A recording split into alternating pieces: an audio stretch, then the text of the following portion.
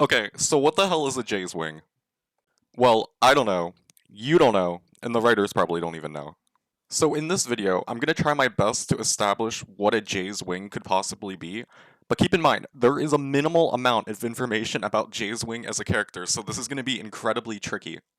Before I try to get into things, I want to thank everyone who gave me their own thoughts on this topic because it's so tricky to research and explain. Everyone is linked below in the description, thank you again. With that out of the way, let's try to get into things. Jay's Wing first appears in the fifth book of Power 3, Long Shadows. Here, his earliest appearance is in the book's allegiances. He is described as a gray, tabby Tom with blue eyes. Does that sound familiar? The allegiances likely take place before the events of Long Shadows, more specifically before or during Jay's Wing's Sharpclaw trial, but we don't know for sure. Jay's Wing is listed as one of the cats in training to be a Sharpclaw, though.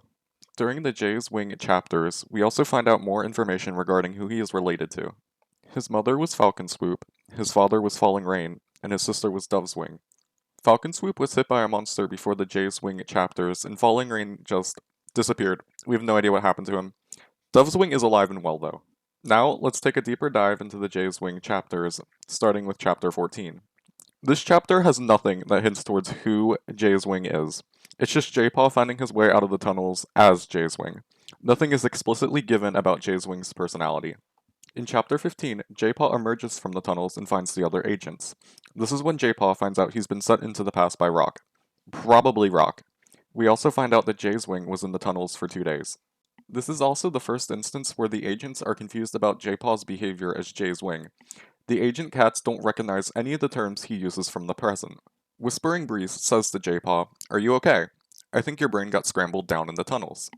Now, this doesn't immediately imply that Jay's Wing has a different personality from J-Paw, but J-Paw is definitely not the same cat as Jay's Wing. Luckily for J-Paw, some of the agents just assume the strange things he says comes from him meeting with Rock before his Sharpclaw trial, with Frold Bracken saying, "Just so as long as he remembers what he was told when he went into the tunnels 2 nights ago." Of course, we never find out what Rock could have possibly said to Jay's Wing those 2 nights before his trial. I would also like to mention that J-Paw sucks at hunting. As a Sharpclaw, J-Paw is expected to hunt for himself. Spoiler alert, J-Paw has next to no experience hunting, and he sucks at it. So, it's great that J-Paw kinda sucks at being Jay's Wing and all. But what does that say about Jay's Wing as a character? Pretty much nothing. We know nothing. Okay, well, not nothing, but basically nothing. We know what he looks like, we know that he has a family, we know he existed before J-Paw took over as him, and we know he isn't supposed to know what a ThunderClan is. But that could be said about any of these cats. Now, back to chapter 15. Later in that chapter, J-Paw is led back to the nest of Jay's Wing. Dove's Wing knows to side some tendrils of ivy hanging from an oak tree to reveal a cozy scoop among the roots. The bottom was lined with moss and feathers. Warm scent clung about it. This must be a den. J-Paw bent his head to sniff and felt every muscle in his body tense. That's my own scent. This might not seem like much at a first glance, but we learn two things about this. Firstly, Jay's Wing doesn't just appear out of thin air. And secondly, more importantly, Jay's Wing might like to sleep on moss and feathers. This is huge. This gives the reader incredible insight on what Jay's Wing might like. He might consider moss and feathers comfortable. This is the tiniest victory ever for Jay's Wing's fans, but I'm here for it. Okay, on to the next chapter. In chapter 16, J-Paw continues to suck at hunting, keeps bringing up terms from the present that nobody understands, and explores where ThunderClan territory should be. None of this is important. Probably. What is important, though, is that a certain cat shows up. Half Moon. She is the biggest help that we get to solving the mystery of Jay's Wing. At the end of the chapter, she says to J-Paw, "Don't you remember how hard it rained last moon? How Whispering Breeze had to catch prey for all of us because she's the only cat who doesn't mind getting her fur wet?" "Oh sure," says J-Paw, clearly not remembering. Now, this doesn't really say anything about Jay's Wing's character, just more information that the real Jay's Wing would probably know. However, what she says next is probably the biggest thing we find out about Jay's Wing. Half Moon shook her head. Maybe Stone Song isn't wrong when he says we should think about leaving. Sadness clouded her eyes. "I remember you said the same."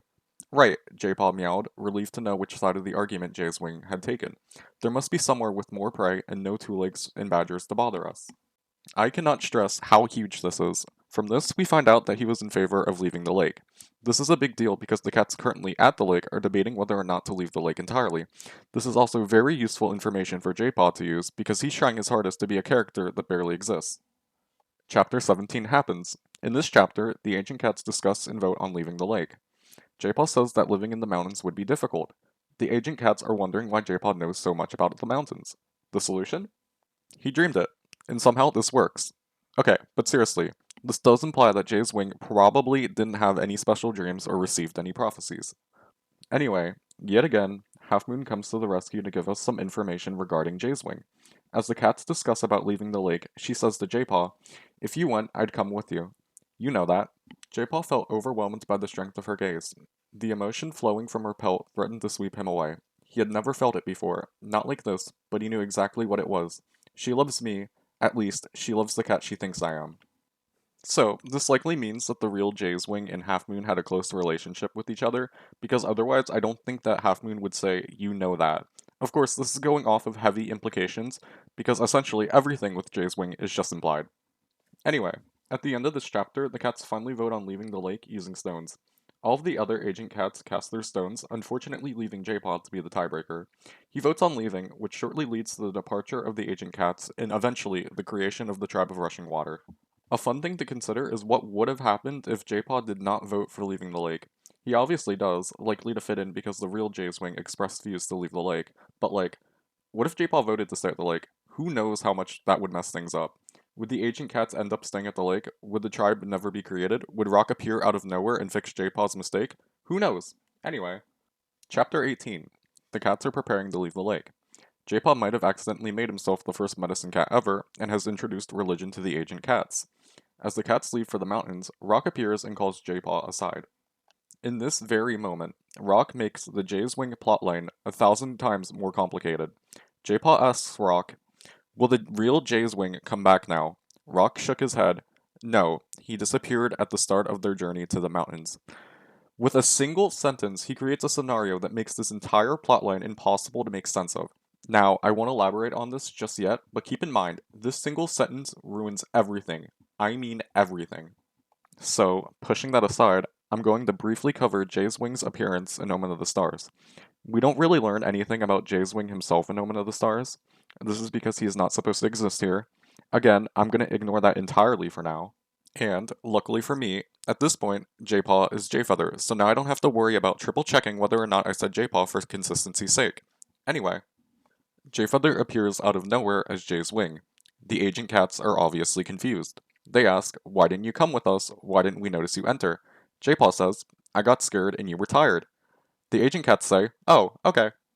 While in the mountains, J-Feather finds out that the cats here are miserable. It's cold, the weather always sucks, and the prey hunts the cats. Regardless, he tries his best to teach them how to hunt like the present-day tribe cats. He also gets closer to Half Moon. Rock doesn't like that, not a single bit. He tells J-Feather that he doesn't belong in the past, that he sucks at hunting, and that he has to make Half Moon the first stone teller. J-Feather reluctantly obliges because you do not go against Rock, altering Half Moon's life forever. We don't know what exactly happens to J-Feather afterwards, he's just sent back into the present. This is great and all, but what does this say about Jay's Wing as a character? Nothing. I might be wrong, but we learn nothing about Jay's Wing here. J-Feather shows up as Jay's Wing, does a ton of important stuff, and leaves. So, all in all, what have we learned about Jay's Wing? 1. He is a gray tabby tom with blue eyes. 2. He has a family. 3. He doesn't know what a ThunderClan is. 4. He was probably close with Half Moon. 5. He was in the middle of attempting his Sharp Claw trial before J-Paw took over as Jay's Wing. 6. He wanted to leave the lake. And 7. Most importantly, he probably liked moss and feathers. So now I propose the dreaded question. What happened to Jay's Wing? Before I attempt to give my explanation, I want to present this. A timeline, I think. Okay, so I know this might look like a lot, so bear with me. This is my interpretation of all the Jay's Wings nonsense going on. It also helps if you don't think too much about the specifics, mostly because a lot of them are unexplainable. So, let's start with 1. This is extremely simple and easy to explain. Jay's Wing is born at the lake, he lives a normal life as one of the agent cats, there are 0 shenanigans going on at this point. This continues until we hit 2. Things start getting weird when Jay's Wing attempts his Sharp Claw trial. Now, let's just assume something happens, anything really. Maybe Jay's Wing suddenly dies during his trial, who knows? Regardless of what happened, Jay's Wing's reincarnation, J-Paw essentially takes over his body. It helps if you don't think about this too hard, because I don't want to get into how J-Paw, who hasn't even been born yet, is able to take over the body of his former self in the past. At 3, Jay's wing disappears. That's it. We don't know the specifics of Jay's wing's disappearance. Did his body disappear? Was his body just left there without a spirit? We don't know. We only have Rock's word to go off of. For now, I'm going to skip 4 and 5. Jay's wing's appearance in Omen of the Stars sucks and messes everything up. At 6, J-Kit is born as the reincarnation of Jay's wing. This is different from the reincarnation of Cinderpelt as Cinderheart, as the Jay's wing part of Jay Feather seems to disappear entirely. When Jay Feather is an apprentice, he is sent back to the past to do some important stuff as Jay's wing and guide the agents to the mountains. As a full medicine cat in Omen of the Stars, he heads to the tribe, gets sent back in time as Jay's wing, and appears out of nowhere. This brings me back to 4. There is not a single explainable reason why Jay's wing appears in the mountains in the past. He literally appears out of thin air. None of the agent cats in the mountains saw Jay's wing enter the cave. This is because he did not enter the cave. He just suddenly appeared. So, my solution for this issue? Rock magic. That's it. Rock magic. So, with that aside, Jayfeather teaches the cats in the mountains how to hunt like the tribe and appoints Half Moon as the first stone teller. We never find out what happened to Jay's wing after this. He just disappears again, but this time with no context given. And with that, Jayfeather is back in the present. And that's it for the timeline. Of course, assuming Jay's wing doesn't come back in a future book. I'm hoping that at least made some sense. So, there really isn't a solid explanation for what happens to Jay's wing. Like, we can sorta establish the timeline, but we can barely delve into the specifics of it. He just vanishes. Nothing more to it. With that said, I want to end this video on a really fun what if. Okay, since weird timeline stuff isn't out of the question, what if somehow Jay's wing is Rock, or Jay Feather is somehow Rock? It doesn't really matter. Now, okay, you might be saying, Simmons, this Jay's wing video is really taking a toll on you. And I say, look at this. Jay Feather, Jay's wing, and Rock all have gray fur. Interesting, right? Like, sure, this could be a coincidence. Maybe they just happen to have the same color fur. But, what if it isn't a coincidence? Now take a look at this. This comes from the Warriors Wiki. I should probably note that this is a mistake, but whatever, that's not important. Notice how Jay's wing, Jay Feather, and Rock all have blue eyes. So that basically confirms it. Jay Feather is Rock, or Jay's wing is Rock, or Rock is Jay Feather, or Rock is Jay's wing. Any one of those. Okay, but in all seriousness, if this silly theory is true, I wouldn't be surprised if this was explored in a Jay Feather Super Edition. Although, do we really need the timeline stuff to get even more convoluted? Absolutely not, but it would be funny. And with that, that's the end of the video. I want to apologize if this video was difficult to follow along because I've never made a video before, so this entire process was new to me. And I probably picked the worst topic to start with. Thank you so much for watching. I honestly don't know if I'll do more videos, but this was really fun to make, so I might make more in the future.